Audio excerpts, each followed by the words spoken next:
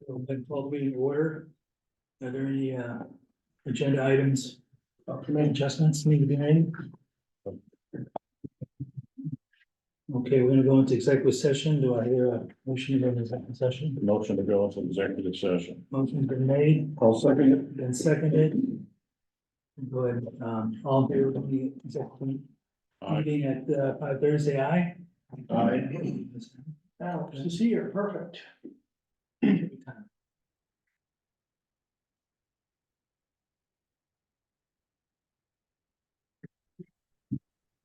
Hey, Alex, Hey guys, how you doing?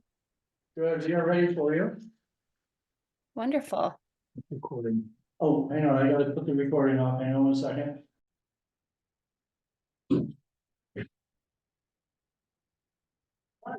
I just. Hey, Doc. Sorry, we're a couple minutes late, appreciate it. It's okay. How's everyone doing? Good. Okay, we'll go ahead and go to just come out of executive session, we'll go into public comment. Let's wait, Mary is connecting to audio, so let's see, I don't know who Mary is, but let's see if she wants to say anything. There she is. Hello, Mary, we're in public comment section, so if there's anything you'd like to address to the trustees, this would be the time to do it.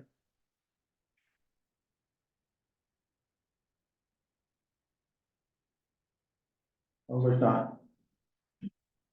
Okay, moving on, approve the minutes of the December 6th meeting. Making a motion to approve the minutes as written. Motion been made, Second been seconded. Any discussion? All in favor of approving the December 6th meeting, say aye. it. Ayes have it. Check register approval.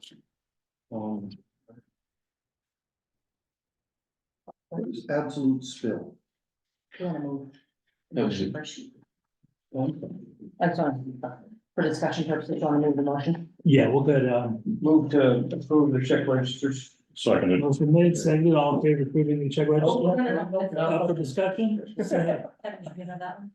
Yeah, the generator at well 3, they came up and pumped the tank out of it, so we could transport it back to Milton Canyon. Oh, Okay, thank you. all right, Mary left. Is there anything else? Any other questions on check register? No. All in favor of approving the check register, say aye. Aye. Ayes have it. Planning council member appointment. I had in the packet that there were a few people that applied for the planning council seat, and the planning council interviewed a couple. And I don't remember who, right, they recommended you to appoint, but Todd's here, so I'll ask him to tell you more about the person they recommend you appoint. They interviewed Seth Costa and Jamie Morris. They both found both candidates equally qualified. And they ultimately went back to the fact that Jamie applied first as a tiebreaker. So the planning council recommended Jamie Morris be appointed to the open seat. The select board acted favorably on that recommendation on Monday night, and that brings us to tonight. Does he live in Morrisville? He does. He actually lives in Keith Thompson's old house right on Route 12 up here. Okay, in the corner. Yeah, he also, I believe, owns the, you may know him, Bob and Tom. He bought the police chief's old house right on Payne Avenue around the corner here. He was at that big 140 person Airbnb zoning change meeting under the tent. He was the person talking about the Airbnb regulations with Jason from Black Diamond Barbecue. They own that house jointly together. So that may ring a bell for you, maybe not, I don't know. It rang a bell for me once I saw him. I'm like, oh, I knew where I've seen you before. Seems like a nice guy. I'll make a motion to approve.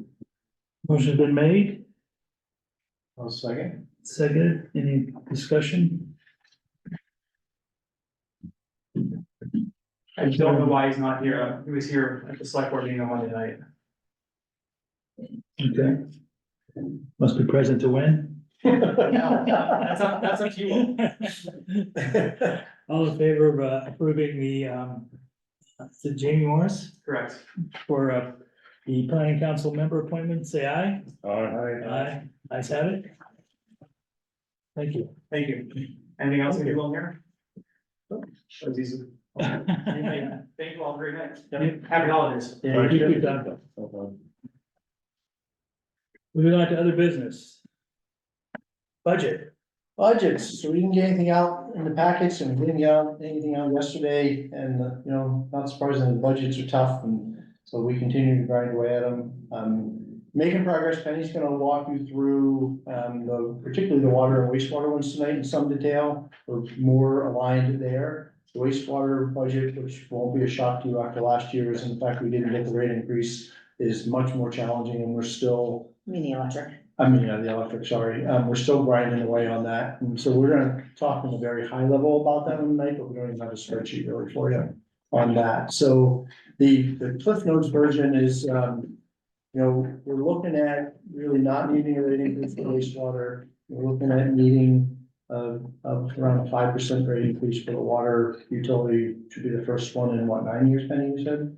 Something of that nature, and then we're not really sure with electric yet, we're definitely gonna suggest that you do the 2% kind of local option piece, and then as a first step, and then when we get, by the time we get to January, we'll be able to characterize the rest of it, but we're certainly gonna need a full state review plan, which will take us most of next year to do, so it'll probably be a 2-stage rate increase on the electric side, but we'll share some more information when we get to electric tonight, but that's kind of the Cliff Notes version.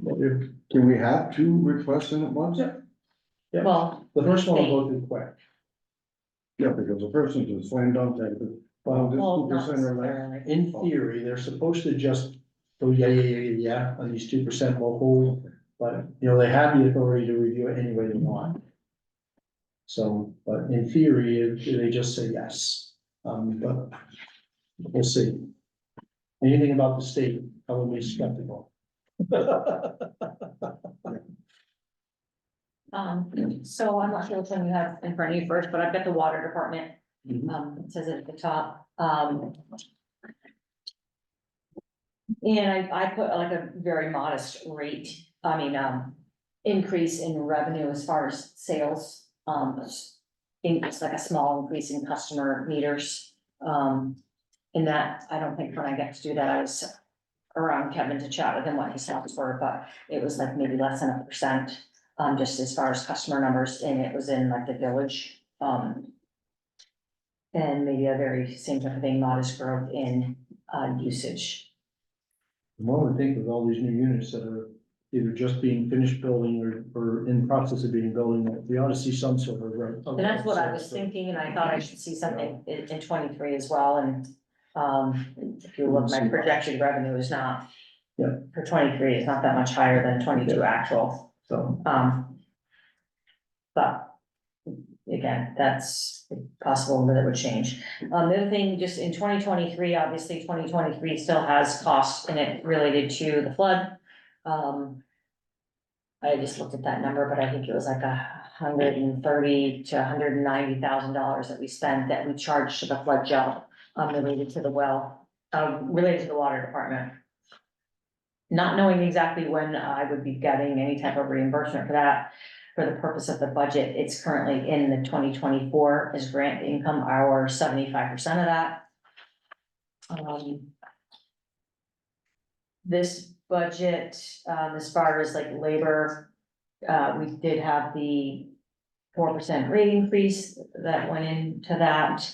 There were a couple positions that we put in the budget, to allocate their time across electric, water and sewer, so this is seeing a small portion of that, mostly in the customer and in the, general, administrative in general.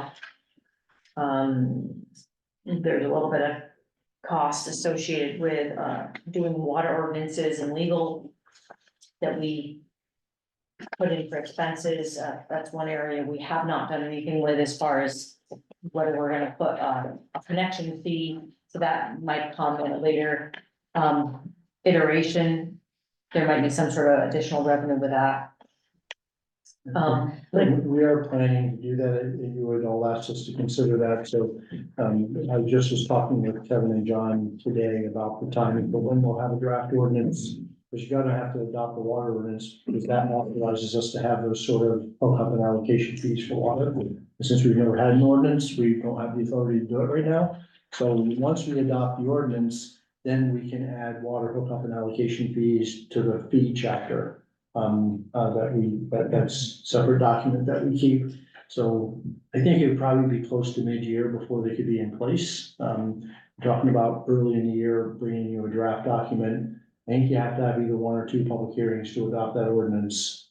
And then at the backside of that, then we could, once the ordinance is adopted, then we could have a consideration of the actual hookup fees and allocation. So I think we should be able to get half a year out of that. And so in the next iteration of this budget, we'll work with Penny to figure out, what's a good plug number for that. Are you pretty much gonna already have that in the hopper? Yep. And We'll have that out. have what you're gonna ask for. Yep. Have worked it out, worked out the figures, so that when it gets approved. You might even be able to do the public hearing the same night.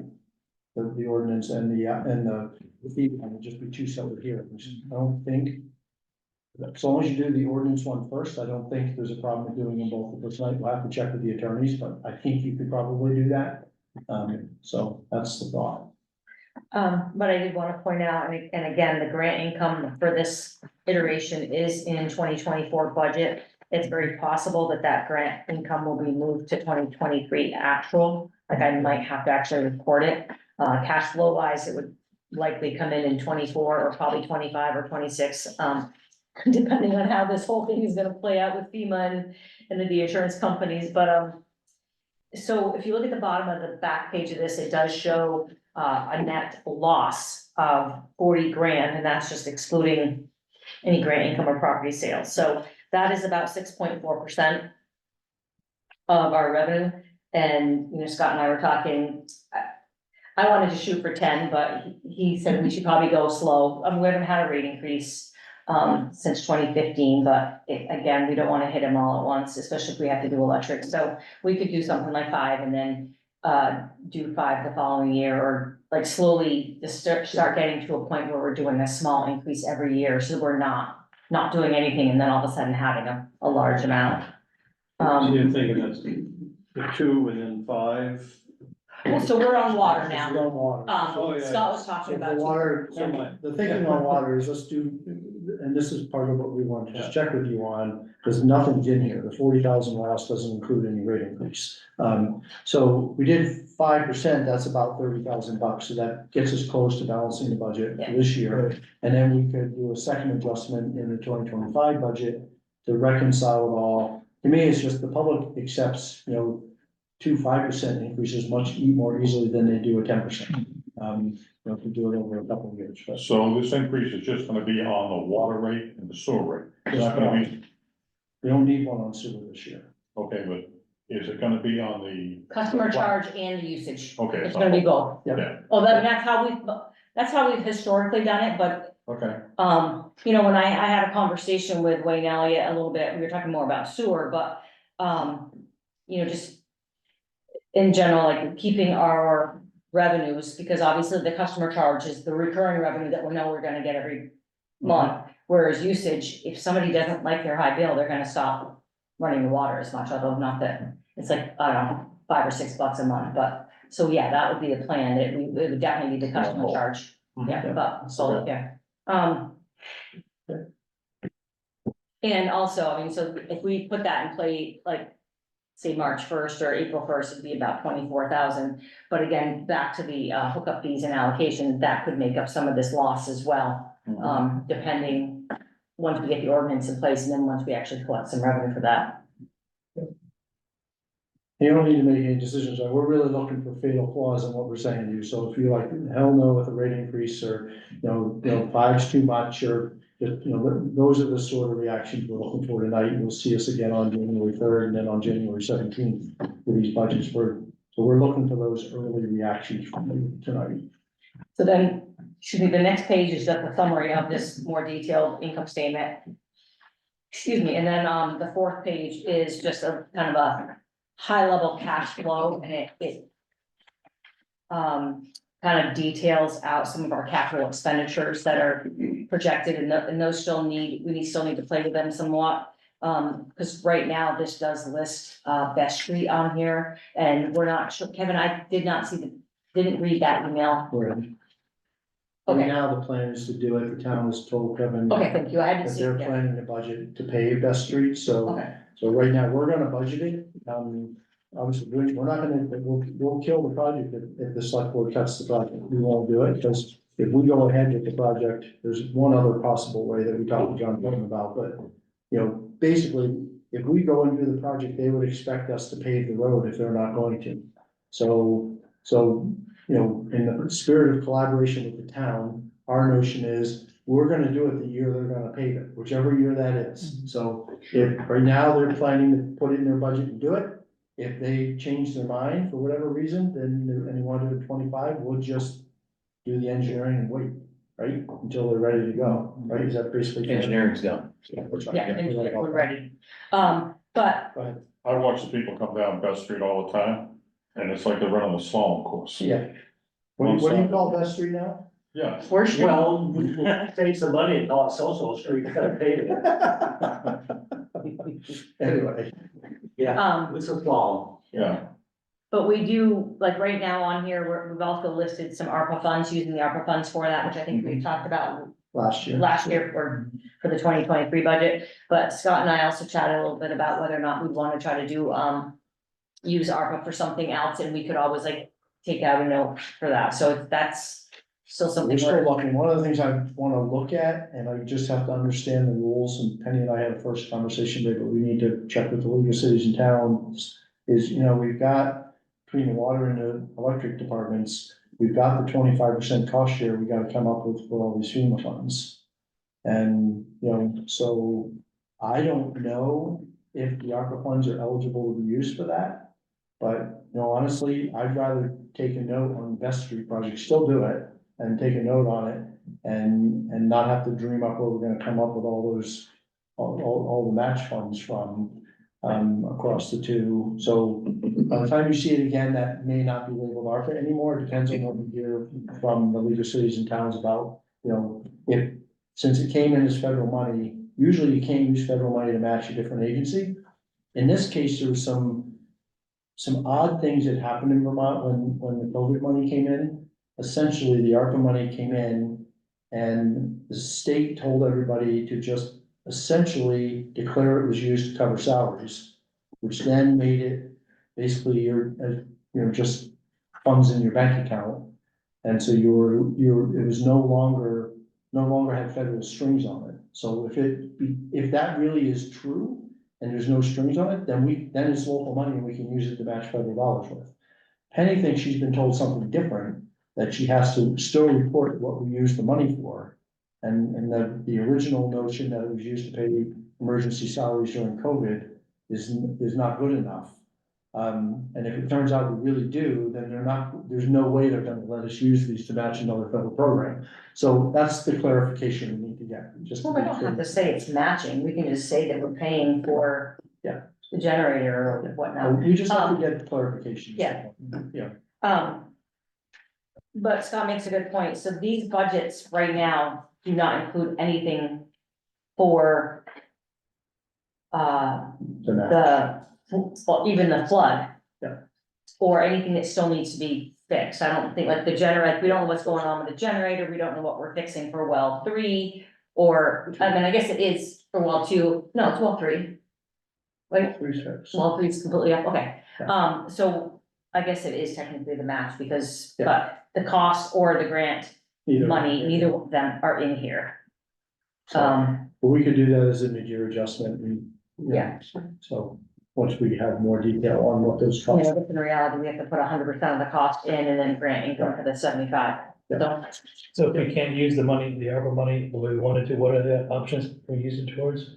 Just some of the So capital. then we could spending. still like we could do what's on this sheet and use it to pay for the Best Street project, and not take on any debt. I mean, you know, there's nothing wrong with that plan, that's what we came up with last year. It's just when you look at current needs, when we had this unanticipated cost, and we still have more to spend. You know, rather than dream up, you know, getting money, rather than raising rates to come up with the money to do that. You know, it might make sense to, you know, take a note out on Best Street, we've done that with lots of water, right? So. And regarding what he's saying, we didn't file our ARPA the way the town did. The town clearly said it was for excess, extra cost for labor. I mean, we didn't do it that way, and that might be part of That may it, be so, part of it. yeah. Okay. But anyway, I don't, But we'll see. So- Just wanted you to be aware of that. What are you doing on Harrison Avenue? We want to do the engineering next year to connect Summer to Congress. There's a 3-inch line that runs from Summer to Francis's house. Oh, And we just want to put that, loop that together. so we have to dig up the road to do it, or? Yeah. Okay. Yeah, part of the long-term strategy to get many lines looped and upgraded. That's an old line in there too. It still tastes pretty good though. Yeah. Chocolate chunky. Cups of whiskey. so yeah, please direct any questions to myself or Scott if you think of them. And, we'll be refining numbers and, Ask a couple of questions on 2023, just. Yeah. Like on the first page, supervision and engineering expense. It was 50,000, I'm just looking across to see big jumps or. so it's, that's not. It was an account that hasn't been used. It was basically $50,000 for filling up the hole by well 2. So part of the. And so there's another, Flow defense. Yeah. yeah, there's a line that, a GL account that I didn't really have a good mapping spot for it, so I should probably look at that. And then the other one was down below in that same column where services with the village and town, 129,000. There's gotta be more flood stuff, I'm guessing, but just, Kevin, What's the line? right here, services, village and town. It's big compared to. I can't remember, I know I looked at that once too, It kind of almost has to be, I think it is. That's not where we did the emergency water out of. No? Over there. Was that East Olive? That was the only big project we did. No, East Olive would be, East Olive is capital. Capital. I'll look into that for you, Carl, I don't recall, Just curious, it jumps out. yeah, absolutely. Because, if you notice too, we kept that level up a little bit in 24 budget. So we've been running about 36 and then it went up to Oh, yeah. 129 and then it's at 77. Yeah. Yeah.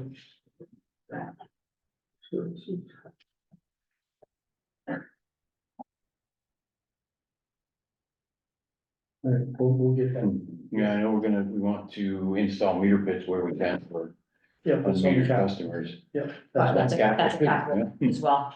Yeah. Typically, when our lines freeze and you have to do major dig ups, that's what that is, Yeah. Kevin, typically. So I don't know if you can think of any that happened in 23. That wasn't a freeze up one. No, but we had to, we had Portland Street and Bridge Street, The paving that you did. and the paving for both, Yeah. and paving for Well, I'll look up. Union, yeah, it's added up, it's fun. And the other thing too is maybe, I looked at like year-to-date costs and annualized it and it just. Made that number bigger than, so I'll take a look at that though for sure. Moving on to the wastewater department, same type of thing. As far as like on the revenue growth, it was, very small. And you can definitely see, a slight increase in 22 that compared to 23 projected. This BOD number is purely, the high street BOD is purely just a wag right now. I'll be doing further calculations within the next month, maybe 3 weeks.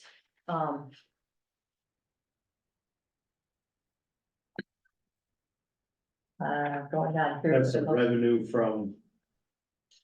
Them having to pay for the high strength. Yeah, that- PVC, yeah. that's- Then that calculation Yeah. gets done at the end of the year / beginning of the year and is based on October through September, so I have all their data. Just need to pull it all together and then do the calculation.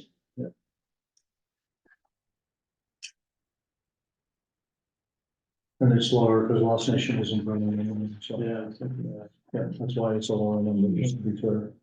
think last January was the last time they were, yeah. But again, they're just slight increases between the 23 projected and 24 budget, same thing, small wage increase.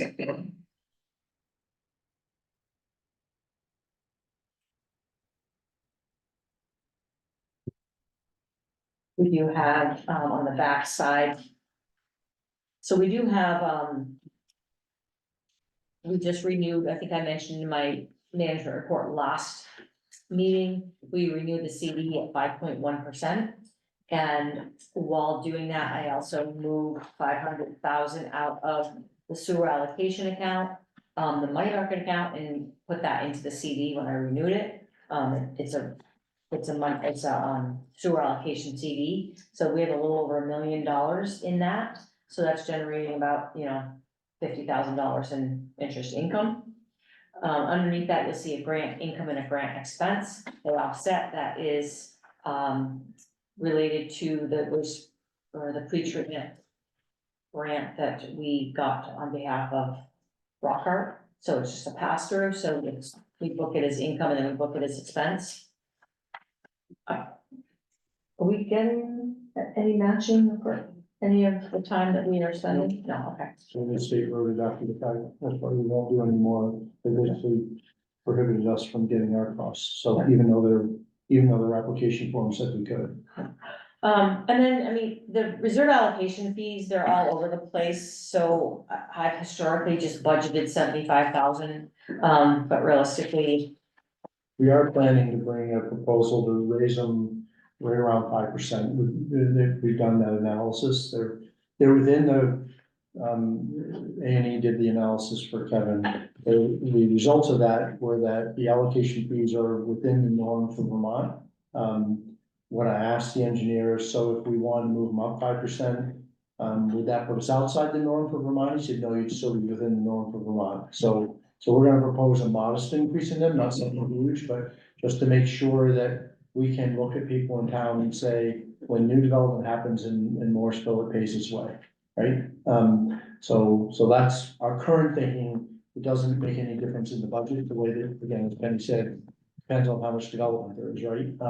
So it's not something we budget an increase for, but we'll bring you an ordinance, a change to that ordinance to increase the sewer allocation by 5%, which is the plan.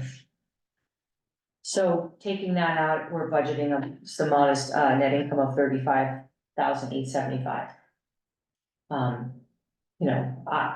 I'd like to propose that we do, there's still a small rate increase only, but maybe we don't wanna do it this year, if in 24, if we're gonna be doing water as well.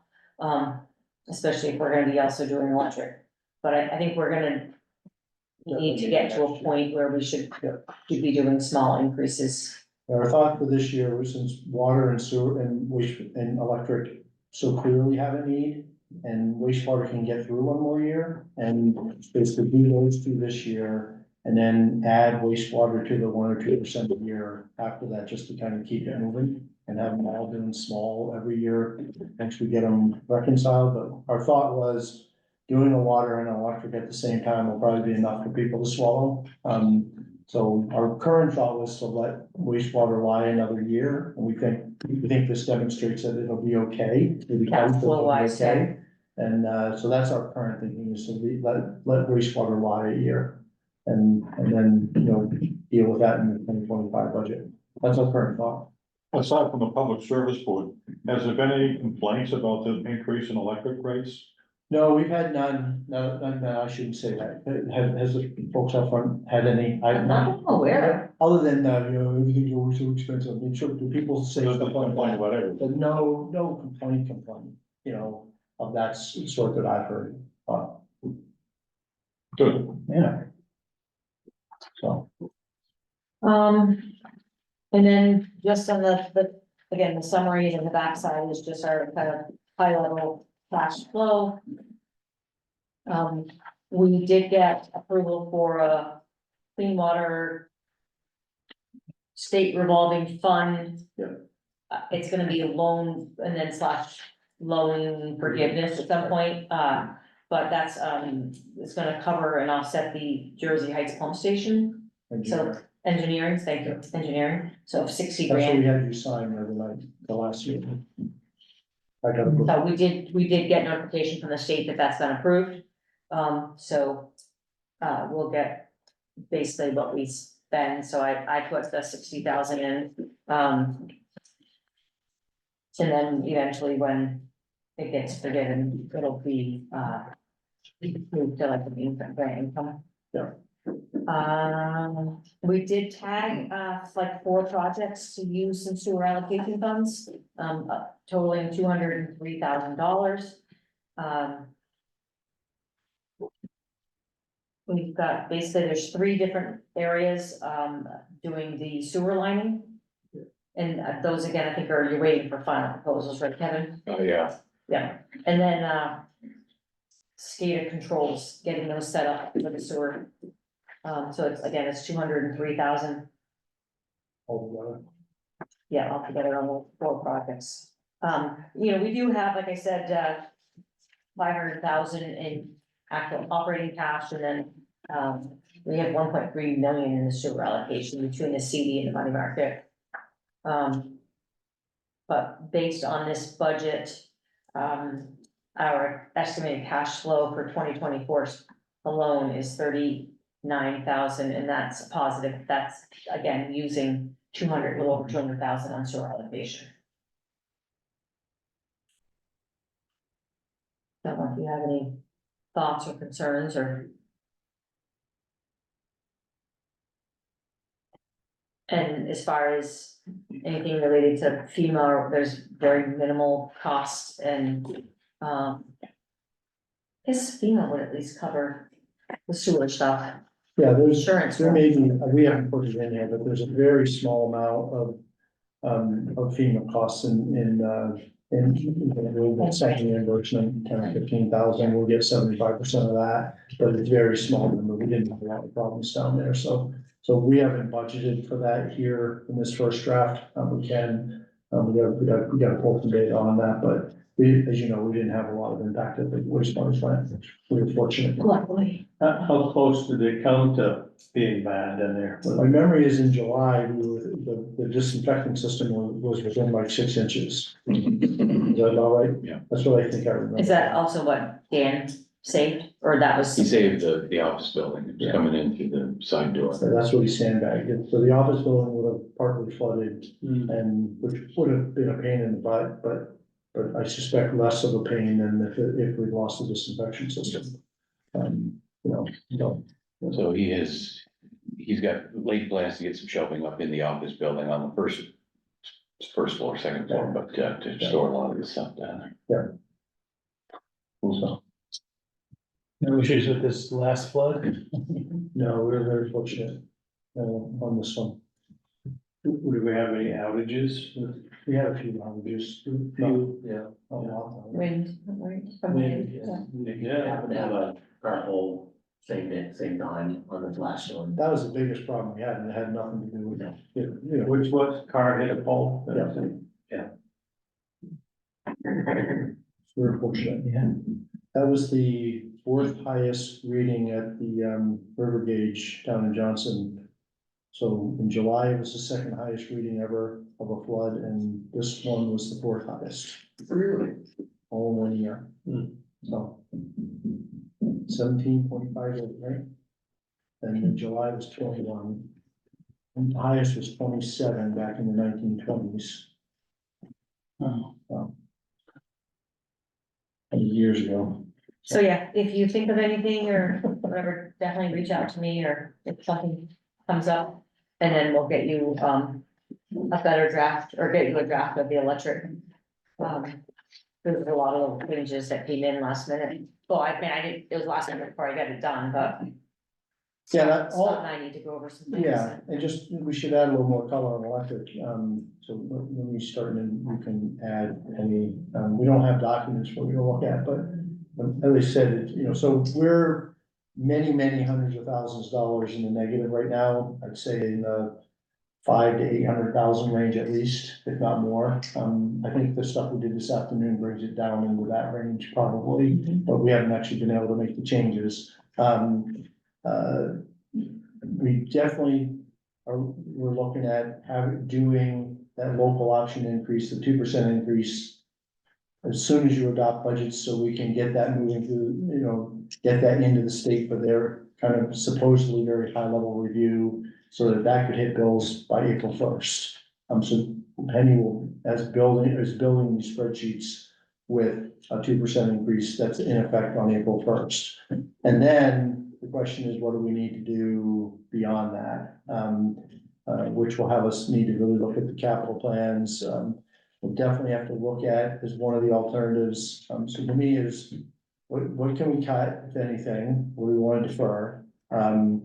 What tolerance do you have for using some of the Green River funds to help buy some time on rate increases? Part of the reason to do that is that anytime you go into a rate increase, the state has just never asked the right question. They don't really let you have reserve funds, but because it's called Green River Fund, we think they don't know what it is. It really is, it's restricted in that only you can authorize use.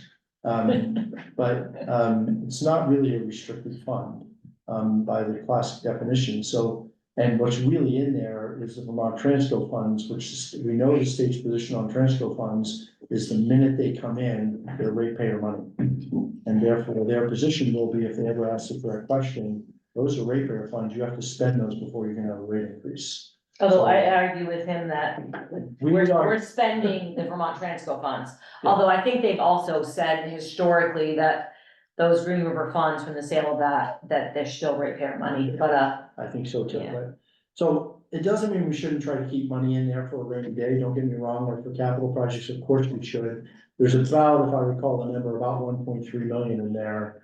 So there was a piece of me that thinks we should buy that down more like towards the million, try to keep it at a number that they might not notice. And do some blending of using a little bit of that to help bring down a little bit the number that the rate increase might need to be. So that's the kind of discussion we'll need to have with you, both on January 3rd and then January 17th, and until you're comfortable with that electric budget. So there's a few, we still have a few arrows in the quiver to work on these things, is the point, right? And we do know that, part of what Penny and I were talking about today is, we do know that we've got some revenue coming in, like in the water budget, for money we've already spent for the July flood. That's gonna be coming in next year, so that'll bring it back down some. So the point, Q is up at around $1 million or maybe even higher, it was like $1 million, your first draft. no, Maybe it was it's 815. Oh, was it 815? But it was a big number. Mhm. Slowly Yeah. pulling that back, we're getting there, that's why we don't really have any data to show you tonight, so, but what would you add to that? I just want to give you the color commentary of, it's challenging, let me just say that. Yeah, and there's just a lot of moving things because we're still waiting on funds from Elliott and yeah, it's just really difficult time. Yeah.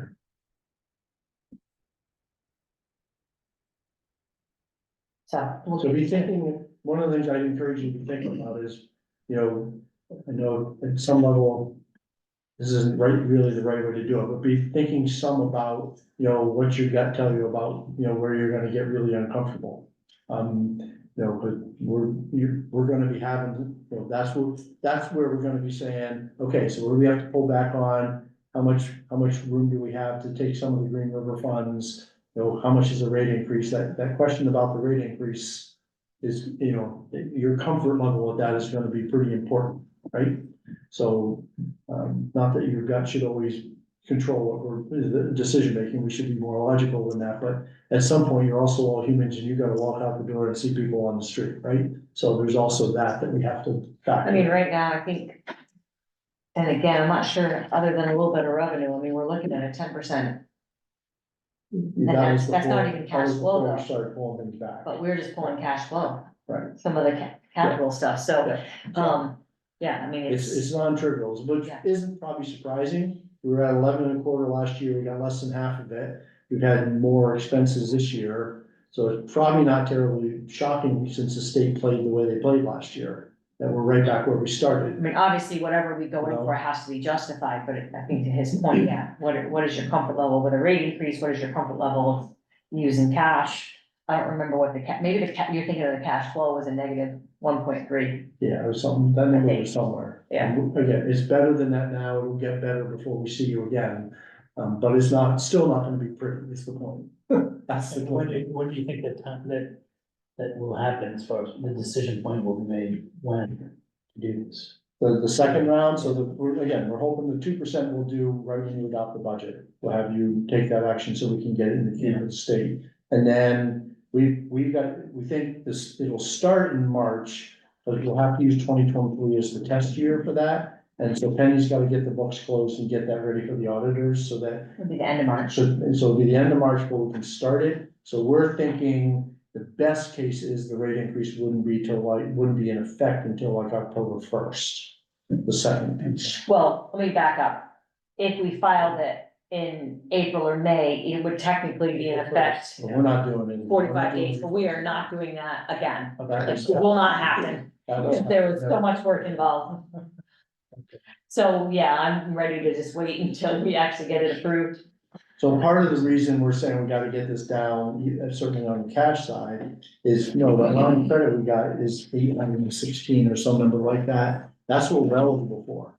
So we can't exceed that from a negative cash perspective, or we can't pay our bills. So so that's at least one constraint, right? Doesn't mean we should wanna use it all, that's not the point at all, but you can't be 1.3 million on a cash problem while you wait for the rate increase. Even if you know the rate increase is gonna fix it, you can't let yourself get there if the line of credit won't let you get there, right? In Should paying never your bills. catch up. Yeah. So we've got those constraints we just gotta work with, right? That's the point here.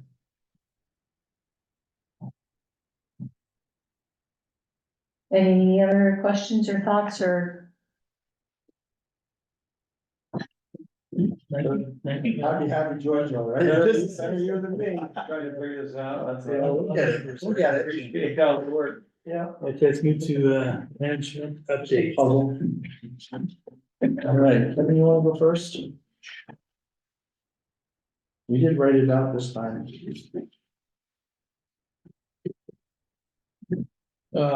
Any questions on what I had? Not a lot of excitement in the last couple of weeks. What's today, but I'll be on next week. You think today was? Huh? Or yesterday? Yesterday, today, Yeah. hopefully make it better.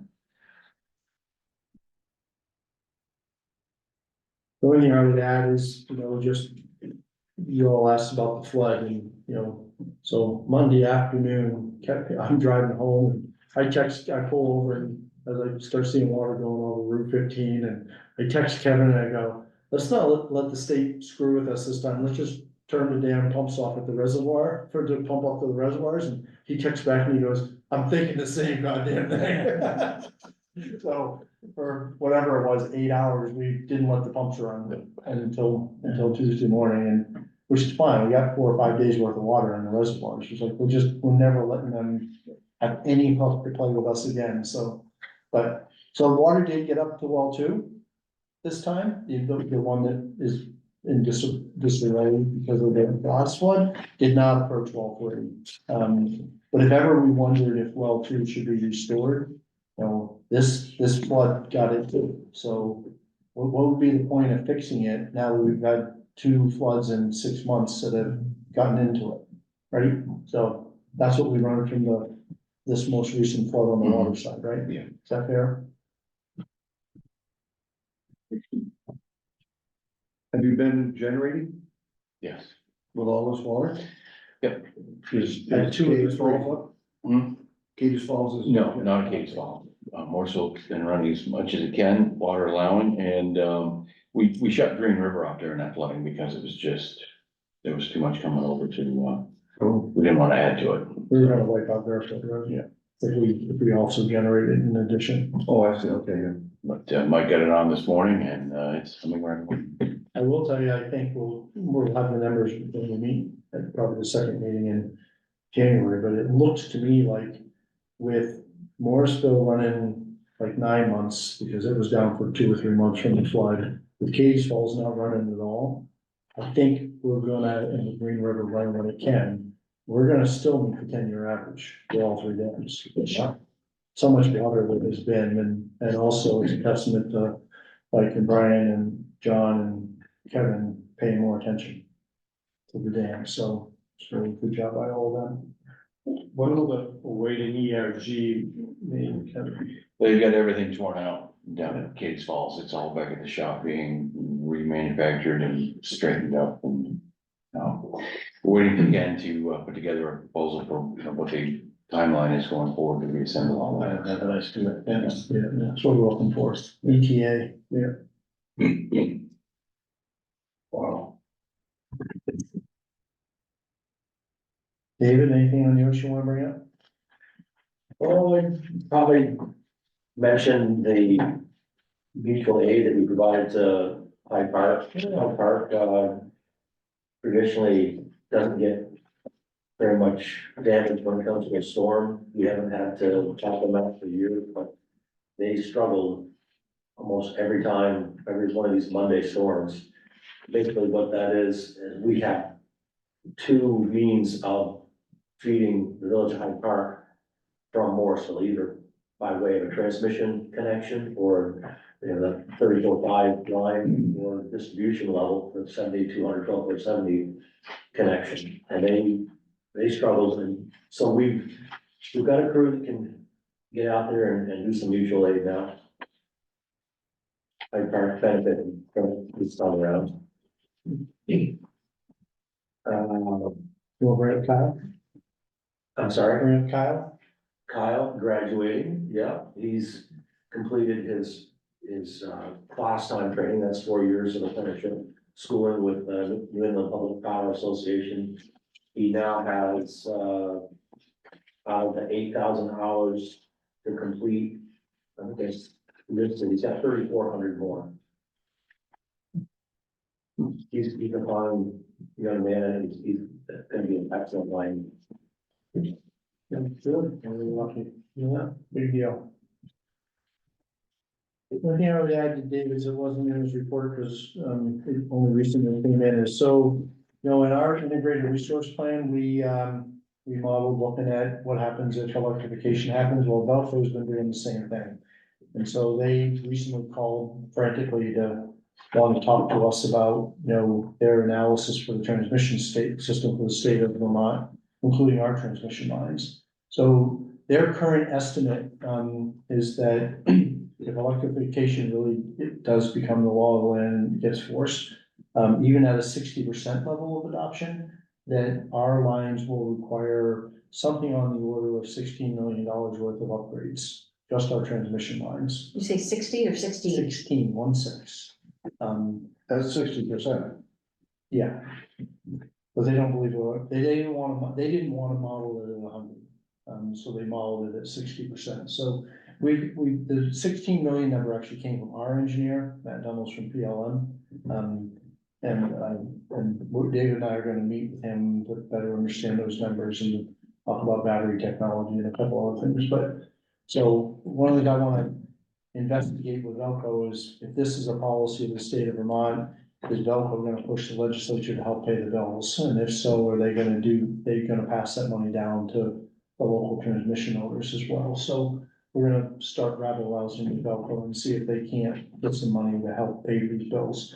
They don't think we need to do anything between that, but the rest of this decade, I think our transmission system is fine for the rest of this decade. But just, you know, more costs on the horizon, that's all. Thank you, legislature. Well, figure I'd toss that in there. Is there any way to have, knowledge of outages, right, like the next day or anything like that, like? Just when we have a storm, just to know how many people on our system lost power. Absolutely. And how We would have to tell them. Yeah. Communication, yeah. Email or something that we could, I mean, Yep. I don't know how, maybe a I map. looked it up online yesterday. Is there a way to do that? Yeah, VermontOutages.com. For our, and it showed every utility, I mean, Washington Electric and, the co-op and Green Mountain Power, and how many people without power. That And shows, where in the system. that shows real time, though. It doesn't show after, it doesn't add them up through the whole storm and tell you what happened. That, you're talking about vermontoutages.com? I can't remember what it was, I Googled Yeah. power outages. Yeah. And I could see Morrisville Water Line didn't have. So it tells you at that moment in time. Yeah. So, but we keep records, that's what David's saying, we're required to keep records, we have to report it to the state. So if you all wanted to get an after action report of how many do we have on our system, we can certainly do that. Because he and Linda keep that. I was actually looking for road closures when I came across that. Yep. It's from, but Just don't wanna cause a bunch of work. Is it something that you're looking at, like when there's like major widespread outages that are like Yeah, that's- reported, like A big. Yeah. you don't care if we. Not every day kind of Yeah, yeah. thing, what's going Yeah. on, just, yeah, we can do that, that's easy. Although, I mean, I know sometimes in the sure past, like if we've had a major break or a failure and we took out a third of our system, you know, historically managers or whatever has sent out notes to trustees. Is that what you're looking for, or just trying to get an understanding and? yeah, something like that, I guess. I work with people from all over the place, and so we're on our morning meeting, and so-and-so's that lives in Barry, and they're without power, and then so-and-so's over in Montpelier, and they're without power, and I'm sitting there and I got power, and like, you know. That's because we're the You guys can move to Morrisville if you want. So I can, like, but I don't wanna brag and then find out, oh, well, there's 1,000 people out in Morrisville, just not me, that's all. So you get, to Bob's point, you can see the whole state, by Yeah. utility, by town, Yeah. by county. You give count to how many people are out right there. Yeah. Washington Electric seems to have the most too. Oh, yeah, In they- any storms, you know, depends on if it's a That's southern part of storm. that's or where a Barry is, city. right? Barry and, Yeah. Barry's in Very Washington. much. Yeah, they've had a lot of problems. So it's vermontoutages.com, the VToutages.com. Do we have special circuits just that the trustees are on? You laugh, but we take care of all of our customers. Every one of them. All right, anybody got? Other than budgets, just, we have been testing our invoice cloud, our online platform. We had Brad come in because he's taken off. He wanted to do the auto pay and figure that out. It's not quite as counterintuitive as I thought it was gonna be, because even when I like logged in and tried to create my account, I struggled a little bit. It's not working exactly how we thought as far as, credit card payments and where those are supposed to go as far as our bank account, and, there's some timing delays, you know, we're now accepting ACH payments. But it seems like it's hitting 3 to 4 days after it actually processes through the invoice cloud platform, so that is gonna potentially be problematic, as far as timing and reconciliation, because we have electric, water and sewer, so it all hits in one account, and we're gonna have to move it. So it's gonna save a lot of work, but there's some things that's adding some work too, but I think overall, it's gonna be really beneficial. We do need to figure out what we're gonna do for our customers that absolutely refuse to go online. Although I don't understand, they don't wanna go online, I don't know why they wanna do auto pay, because it's putting their bank account out there or their credit card, but we are trying to avoid us in-house touching the credit card number whatsoever. And so currently, they write it down on a piece of paper and we send it to the bank, and then it's secure, and then we shred our paper. Or we don't shred it, but we get rid of the numbers, so, I know that we reached out to another utility and they apparently have, they do help their customers out, and, but if it fails, they're not gonna get notified because they don't have an email or they don't have something, so I'm not sure I wanna do that, but I don't know, we're gonna have to. How many people actually come in and pay their bill? I just put it in the box and they bring it in. There's, before COVID, we had a ton. After COVID, of course, during COVID, we weren't allowed. After COVID, it's definitely, was pretty low, but there, people are starting to come back in again. I don't know, maybe.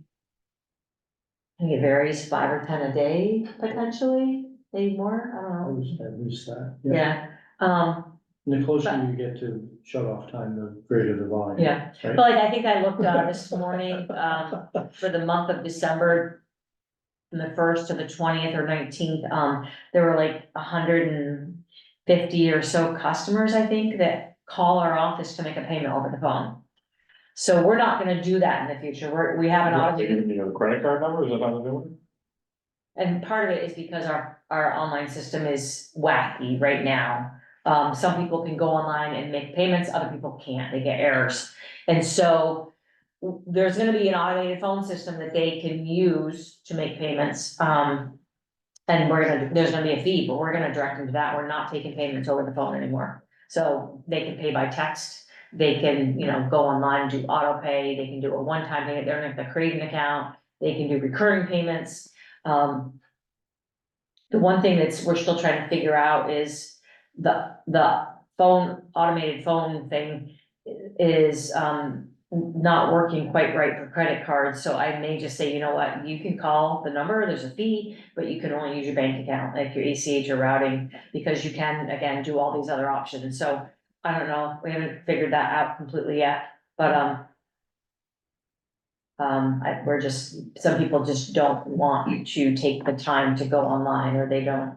But really, other people, like, we had to start taking payments again, when the online system, again, it's a Microsoft issue that doesn't look like it's supporting our software or whatever, so it gives them this crazy screen, I know you've seen it. Yeah, but I think for me, I never came back and told you, but I think it was a browser problem, like I went in to use the Edge browser versus Chrome, it was better in one than the other. But I do know, like, I got the error, I think it was on my phone doing a different browser, but then once I got through it, then I was able to go back out another time, so again, I mean, it's a 2015 or 20-year-old product, so, we're looking Mine forward. looks okay now when I go in there. We're gonna be sending something, or I'm not sure exactly what we're doing yet. I think we're gonna just, create a web page that when people try to go to the e-care online payment section, they're gonna go to this new page. And then they're gonna click on that link to get to the actual live site. It's live now. We just haven't really publicized it yet as we're trying to work through the reconciliation of how payments come in and how to do it, so. And then, people like Brad that have questions, and it's not very easy for us, because we can't see exactly what he's seeing. So we asked Brad to come in and, I suspect we're gonna have a lot of people, having. Well, there was also a problem that I had two accounts. Yeah, but he got one set up and one, One set up fine. Yeah. It wouldn't recognize the second account. Yeah. And that's why I came in and, Penny took one look at what I was seeing on them, because we logged in like it was me on her computer, and the minute they could see what I was seeing. just like, oh, do this, Oh, yeah, this, do this. but we hadn't done it either, so we were learning and, eventually we'll become pros, but I think we're gonna try to figure out, I don't know if we have an extra port, Kevin, but maybe putting the laptop out, in the upfront somewhere where we can help customers if they need help. I've got that extra computer in my office. Oh, true. Yeah, we just need, good point, we just need a port. Pretty typical technology upgrade in my experience. The salespeople thought it was gonna be seamless and beautiful, and you can't imagine how much better life will be, and then you have to grind through the implementation, because it never goes like it was projected to go, and then sometimes on the back end, it actually is better. Not always. I think it will be, I really do. And I mean, I'm not naive to think that there wouldn't be these bumps, and I was telling staff all along, we're gonna have these bumps, and there's gonna be some learning curves, and once we launch it, it's gonna get even worse until it gets better, but it will get better. The amount of work we spend on the auto pay customers now, it's gonna save a bunch of time for the ladies, so. Really well. So when people's, cards get changed or whatever, new ones are, Not us. it's going on, Yeah. that makes sense. They're doing it all online, so they actually go in and update their card, like Brad put his card information in. And then it's saved, and when we added his new account to auto pay, we were able to just click it. Yeah. I've done What test, happens if it goes to an account that's been changed or canceled or, it won't go through, so it just, there's, he'll get a notification. okay, so. Yep. Oh, okay, He'll get a notification because he's got an email address in there. These people that might not have an email address, they're not gonna get a notification, all of a sudden get their bill, it's gonna have a balance forward, they're gonna get a pink slip or whatever. I was never told that kind of stuff. I never heard or no one told me. But that's only gonna happen for the people that, Didn't update that- their cards. or- know that we have to help or we have to manually enter. Everybody else they're gonna get a notification. In fact, If they have email. the email that Joanna from Linden mentioned was, they actually get emails if their credit card is about to expire. Oh, that's good. Mhm. That's good. In advance, apparently. I mean, again, I wasn't even aware of that. I mean, there's a lot of neat little things. Yep. So. We just have to figure out timing of everything, and then also these auto pay customers that we're shutting off in the current system. And everyone has to re-sign up, but we obviously need to be careful. We can't go sending them out disconnect notices. We need to call them and say, hey, I'm not sure if you saw, you need to re-sign up and. So. Okay. Anything else for Penny? And where would you see that? Like, I don't go into it very often at all, but I've got auto pay set up, so Don't go into what?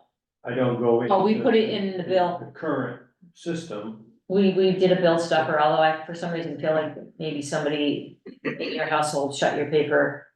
I think I saw that one time, shut your paper print off, so, right, so I'm saying if I don't have, which is, They yeah, come in and we've by tried mail. not to allow people to do that, cause it doesn't work, cause you, Yeah. but we have a, I don't know if that was posted, but we have a bill inserts page on our website. yeah. That I've seen we, in our old system, when we did e-billing, we would send out the email that said, hey, you know, this is much your bill, and it had a link to the bill insert. You know, just like we can't force people to read the bill insert, we can't force them to click on that link to read the bill insert. So yeah, you might not know, I mean. Okay. But if you were getting a paper bill, you would have seen it. Yeah. All right. We're gonna post on Front Happy Porch to Forum. test, be a tester if you wanna. Yeah, Good.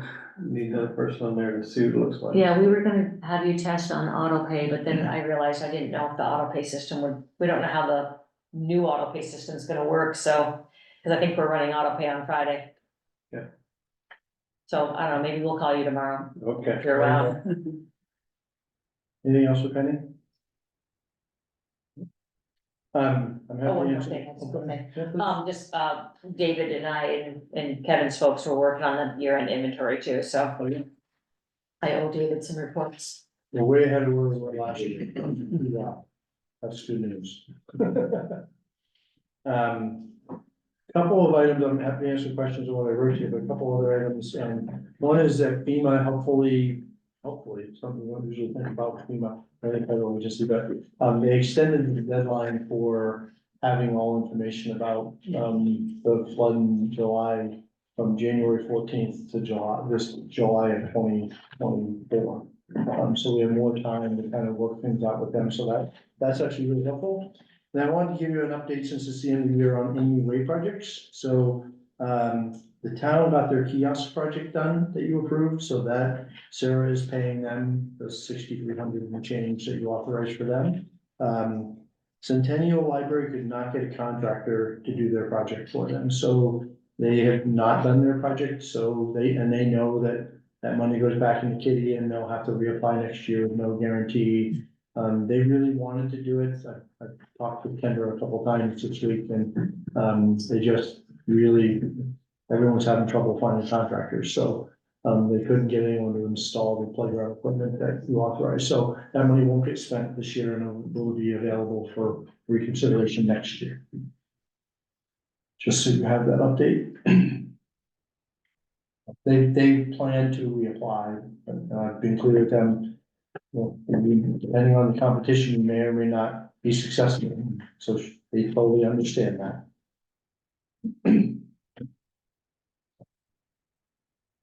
Any questions on what I wrote to you though? Anything, I'm happy to talk about any of it, so. Other than that, we're good. The batteries, just gonna. What's going on with the battery there? So we have a proposal from Encore, which we've been working with Vepsa for quite a while.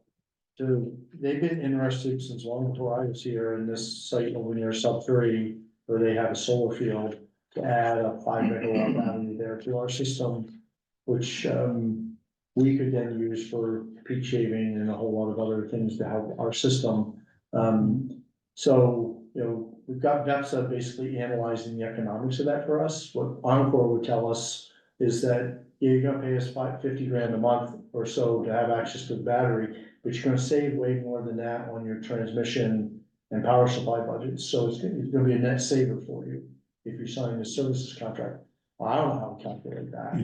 So I've got VEPSA doing that work for us. And then we'll have VEPSA and us and Encore meet.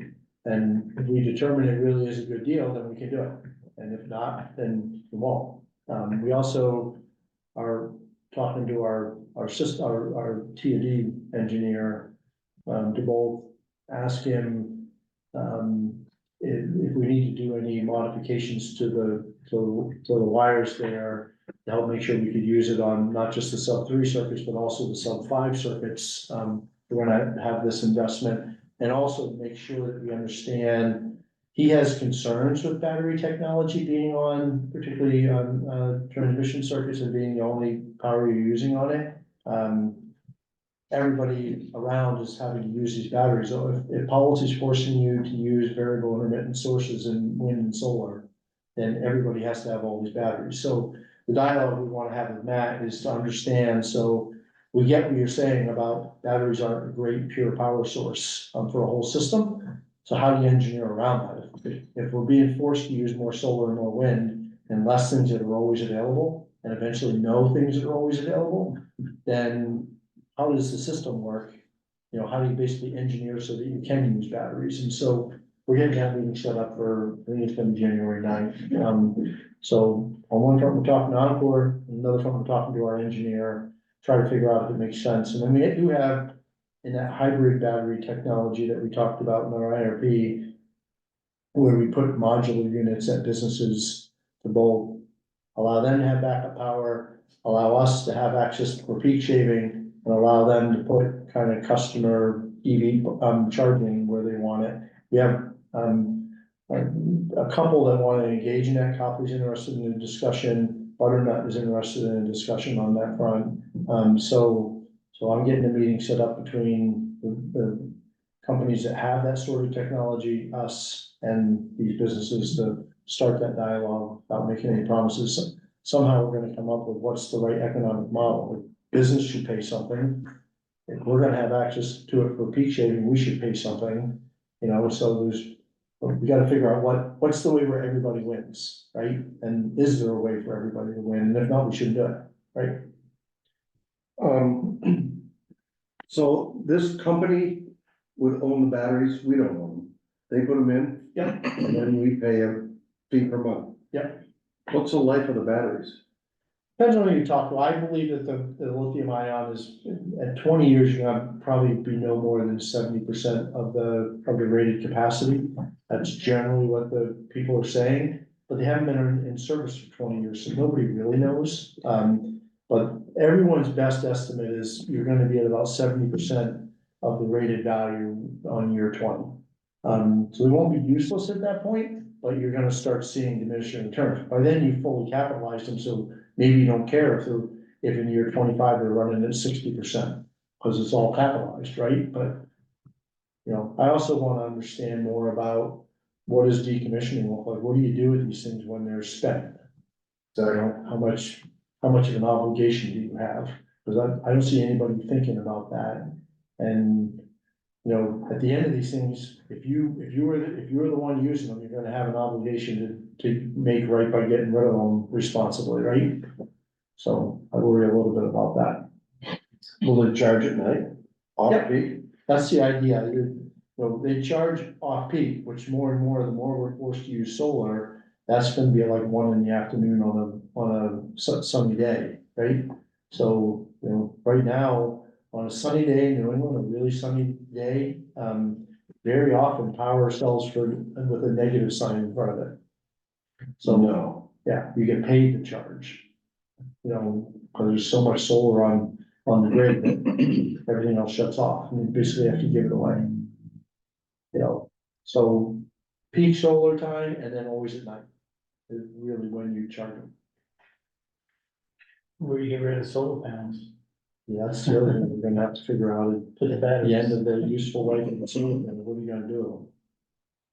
I've turned a few of them into tables, they make really nice, interesting tables, but I don't know what we're gonna do with, 40 million tables, solar tables, so.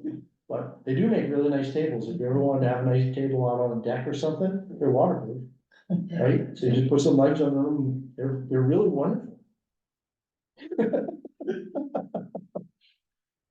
Anyway, sorry. All right, anything else, guys? Other questions? Any other business? No, we have motion to adjourn, Adjourned. Second. motion made, seconded. All in favor of adjourning the meeting at 7:02, say aye. Aye. Ayes have it. Thank you. Thank you all, happy holidays, Merry Christmas, Yeah. Merry Hanukkah, whatever you all do. To all of you. You said something about, right, the problem.